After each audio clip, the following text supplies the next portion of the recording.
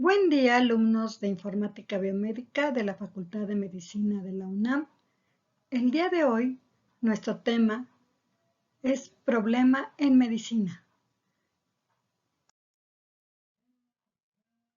y que incluye motivo de consulta, motivo de visita. Los objetivos de esta sesión van a ser que identifiquemos el contexto para focalizar la atención del paciente, asociar los fundamentos del método clínico con el razonamiento médico, jerarquizar los problemas de salud para la toma de decisiones, analizar el motivo de consulta para individualizar el proceso de atención. Vamos a empezar identificando y definiendo qué es el método clínico. Vamos a iniciar definiendo qué es el método clínico. Son los pasos ordenados que todo médico debe aplicar en la búsqueda del diagnóstico definitivo. Es equivalente al método científico, pero aplicado al área de las ciencias clínicas. El método clínico puede aportar hasta el 95% del diagnóstico. A través del interrogatorio se puede llegar de un 60 a 70%. El examen físico añade un 10 a 15% y los exámenes complementarios pueden subir esa certeza diagnóstico hasta el 95%. Es importante señalar que siempre debemos hacer un interrogatorio, un examen físico adecuado, ya que esto nos va a dar entre un 70 y 85%, y solo los exámenes complementarios de un 10 a 15.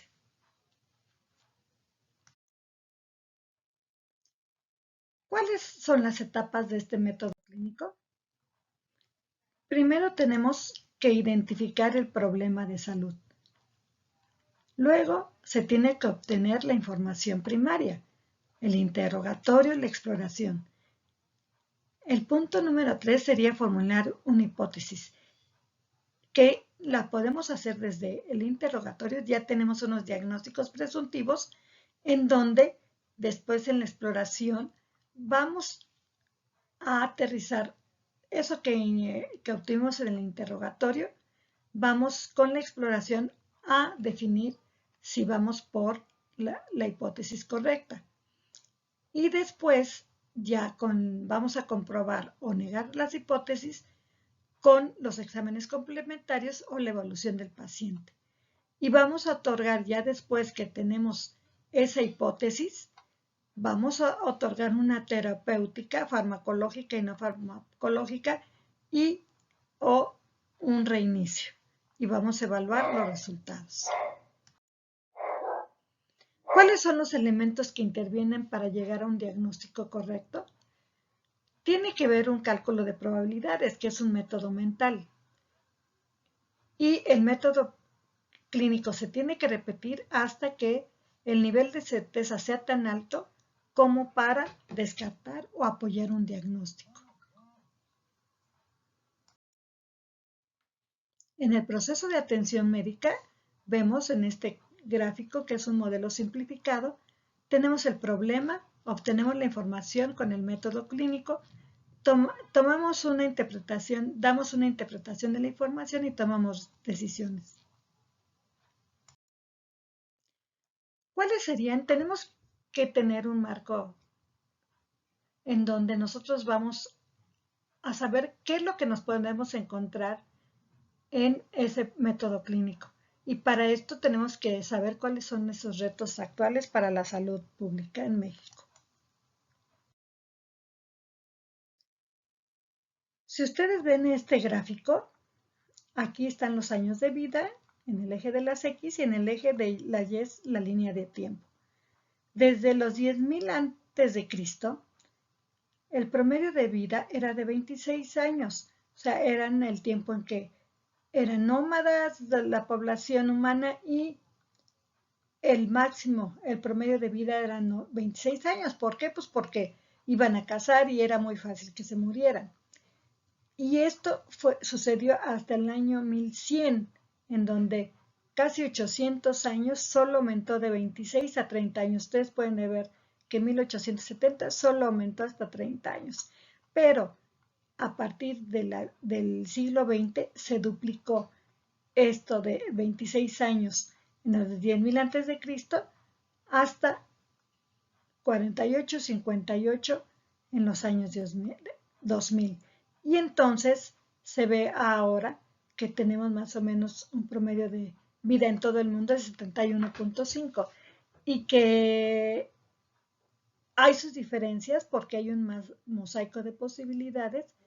Por ejemplo, hay países de África que siguen teniendo una baja esperanza de vida, que todavía están en esta parte entre los 48 y 58, y que hay países como Japón que llegan a los 82.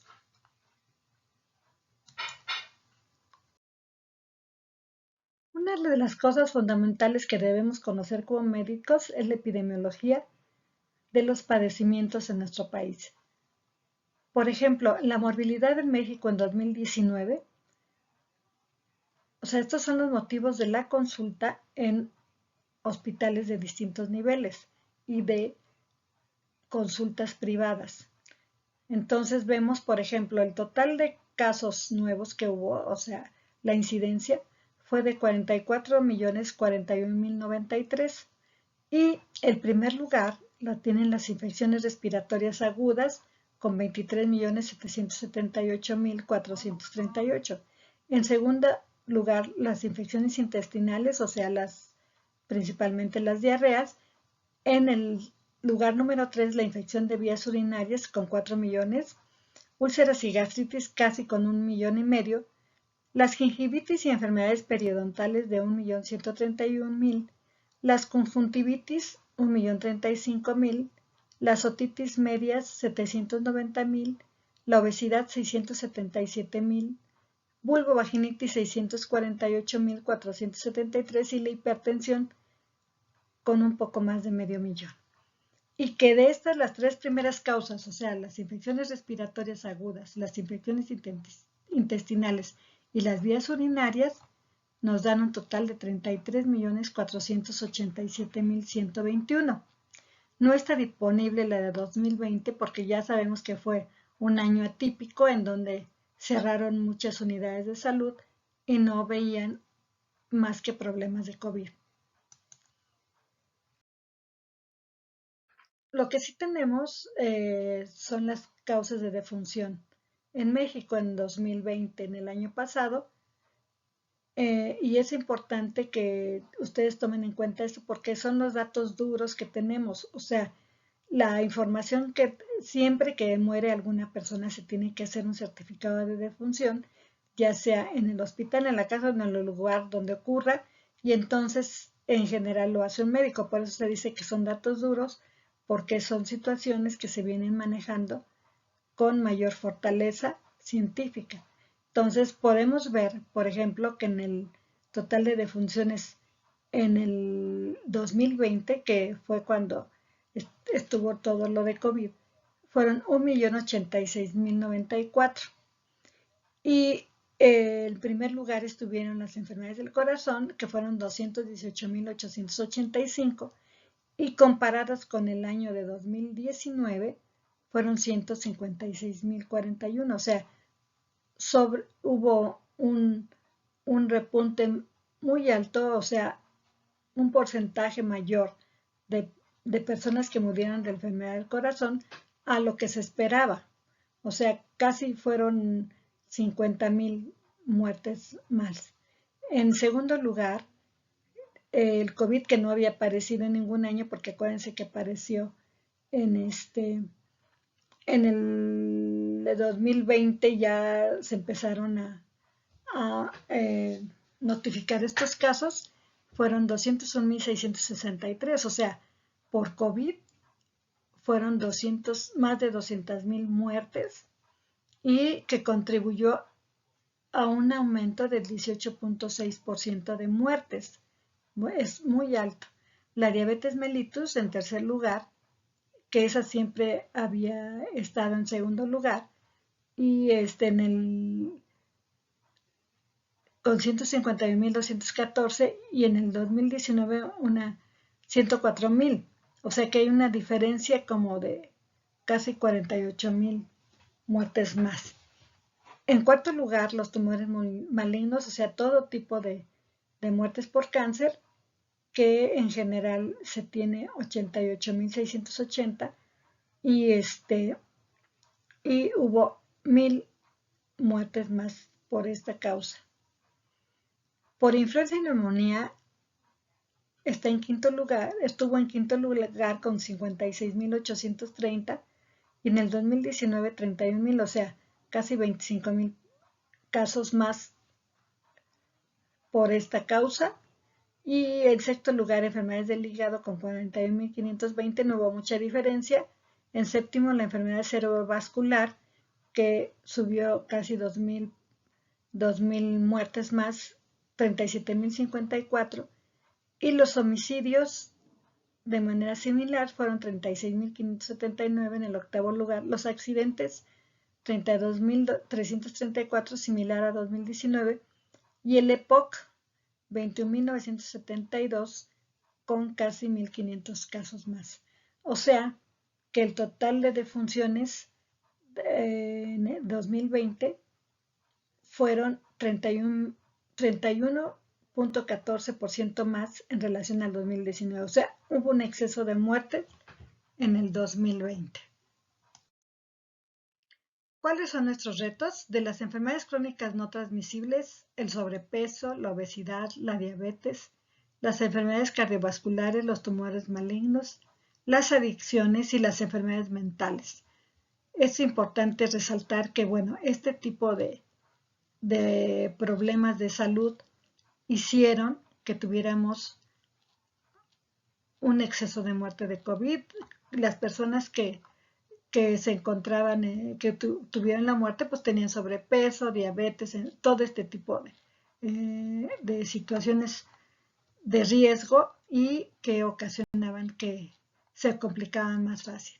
Y de las enfermedades transmisibles, obvio, el COVID en primer lugar, la influenza, que sigue como un problema de causas de muerte, el dengue, el chikungunya, el MERS-CoV, poliomielitis, sarampión, tuberculosis y SIDA como enfermedades transmisibles. Ustedes pueden ver en este cuadro que de los casos en la Ciudad de México, en el mundo, son 208 millones, ¿sí? Y de fallecidos son 4 millones en el ámbito internacional en todo el mundo. Y los casos de México fueron 3.108.000 hasta la fecha y fallecidos casi 250.000. En la Ciudad de México, de casos de COVID, 775.000 y fallecidos 35.500. Uno de las situaciones donde nosotros podemos ver cómo están llevándose la atención médica de cualquier padecimiento y qué tan grave es un problema de salud es cuando medimos la letalidad de esa enfermedad. En este caso, la letalidad en el ámbito mundial es de 2.1. O sea, el total de casos y cuántos son los que fallecen de esos casos. A nivel mundial es de 2.1. En México en general es de 7.9 y en la Ciudad de México de 4.6. O sea que aquí vemos una oportunidad para resolver esos problemas de mortalidad. Ahorita ya ha estado bajando, la letalidad por casos de COVID, por la vacuna, porque ya se está capacitando mejor el personal de salud en la atención de los pacientes. Ustedes ven, por ejemplo, ahorita los casos confirmados nuevos al 15 de agosto fueron 7.000, pero que ha estado bajando, ustedes ven una baja en México, porque estaba un promedio de 15.000, o sea, casi la mitad, y esperemos que esto siga bajando. Y bueno, hay ciertos autores como Arturo Erdely, donde nos comenta que con las estadísticas, las probabilidades que ya hemos comentado, en esta ustedes ven la primera ola, esa fue la segunda ola y esta es la tercera ola que estamos pasando en este momento, y nos dice que, que en esta tercera ola se piensa que termine entre diciembre y enero del 2002. Y bueno, aquí está una fuente que es la unidad de inteligencia el Economist. Entonces dice que cuando se espera la inmunidad de rebaño, entonces para México nos están planteando que para 2022, y bueno, se espera que sea a fines por la situación que les comenté antes del gráfico que se mostró antes, se espera que sea a fines del 2021, que ya tengamos la inmunidad de rebaño, ya sea por la vacuna, por los casos que se infectaron naturalmente.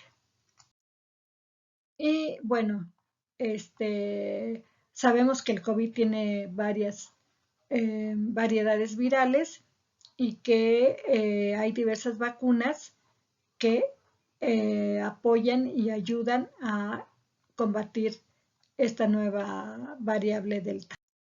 Y aquí vemos que la inmunidad de rebaño es un blanco móvil, o sea, cuando empezó el origen de Wuhan, se decía el R0 en epidemiología nos ayuda para saber cuántas personas infecta una sola persona. Este es el infectado y se creía que de 1 a 2. Y ya con la versión de la variable se está hablando que una persona infectada puede infectar a 3. El alfa de 4 a 5, el delta, el alfa que se habla de Inglaterra, de 4 a 5, y el de la India, del delta, se habla de 5 a 8. Y si ustedes lo comparan con paperas o sarampión, pues ya serían de 18. Entonces se dice bueno, que varias variables, que por ejemplo esta delta se está pensando que de 5 a 8 personas, por eso, y que finalmente, bueno, que todos vamos a tener que estar, que el virus nos puede infectar, pero que vamos a estar mejor preparados las personas que estamos vacunadas. ¿Cuáles son las reflexiones? Que el aumento demográfico y la esperanza de vida ha hecho que la población padezca enfermedades crónicas que antes no padecían. Las enfermedades crónicas no transmisibles son las responsables de más de 36 millones de defunciones anuales a nivel mundial. Ustedes observaron en una de las diapositivas que pues no se compara, ¿no? Entonces, en el coronavirus, con la pandemia, se han provocado 4.376.000 muertes. Y entonces no se compara pues con la cantidad de millones de las enfermedades crónicas y más de 208 millones de casos en el ámbito mundial, y en México más de 3 millones de casos y 248.652 muertes. Es ahorita el problema más grave que tenemos de salud pública, y que en México las 5 primeras causas de mortalidad que ya vimos representan el 66% de todas las defunciones del país, y que hubo un 31% más de muerte en 2020 comparados con los años anteriores. Hubo un exceso de mortalidad.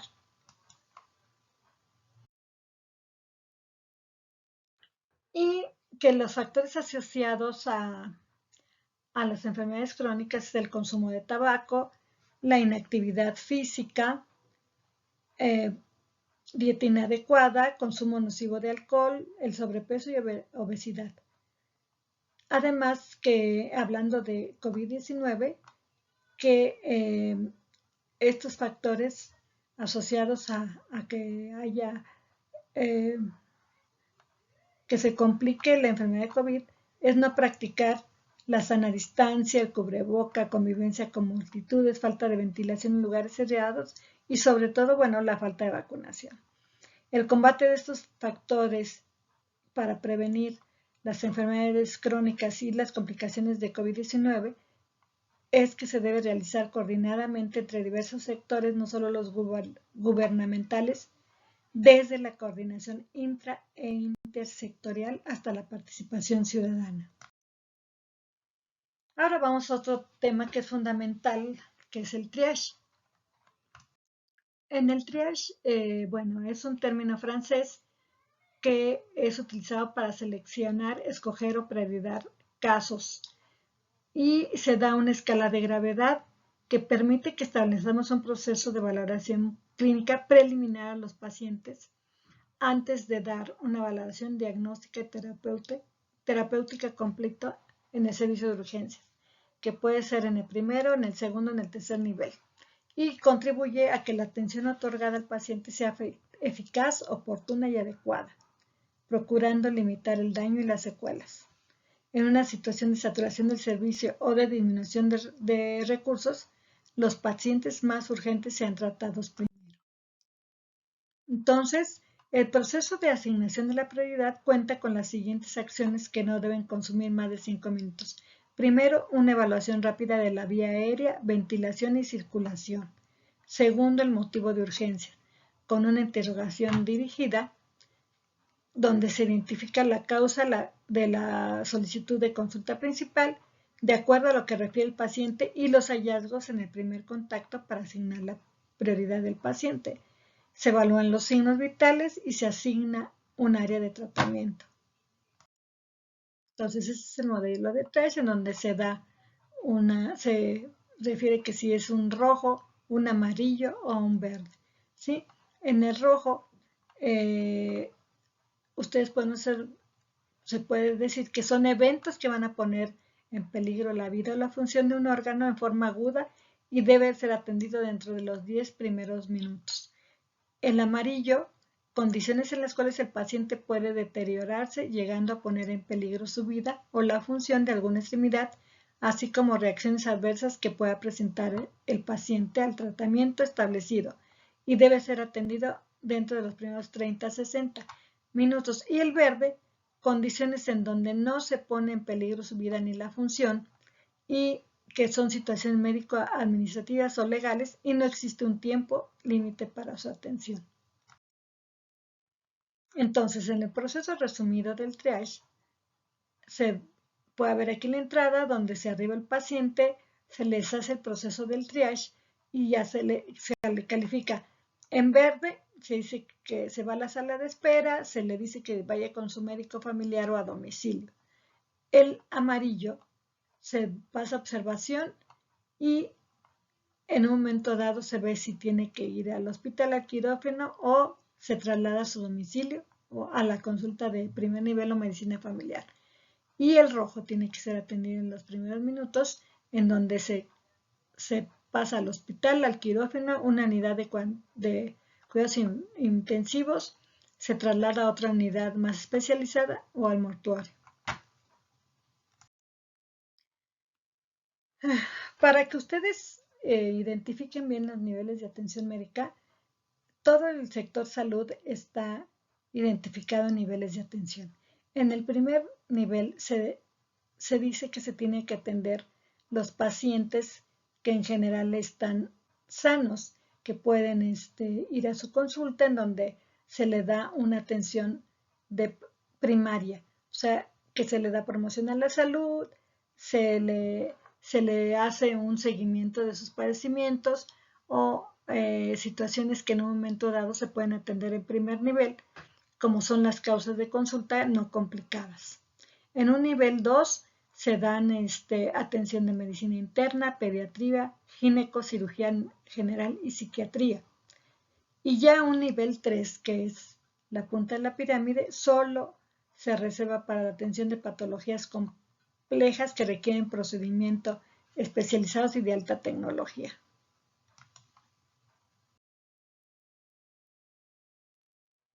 Finalmente, pensemos que debemos construir un país y un planeta preocupados por los demás y que seamos capaces de responder para los demás. Ese tiene que ser nuestro objetivo como trabajadores de la salud. Y cierro con un pensamiento de Schopenhauer donde dice que la salud no es todo, pero sin salud no tenemos nada.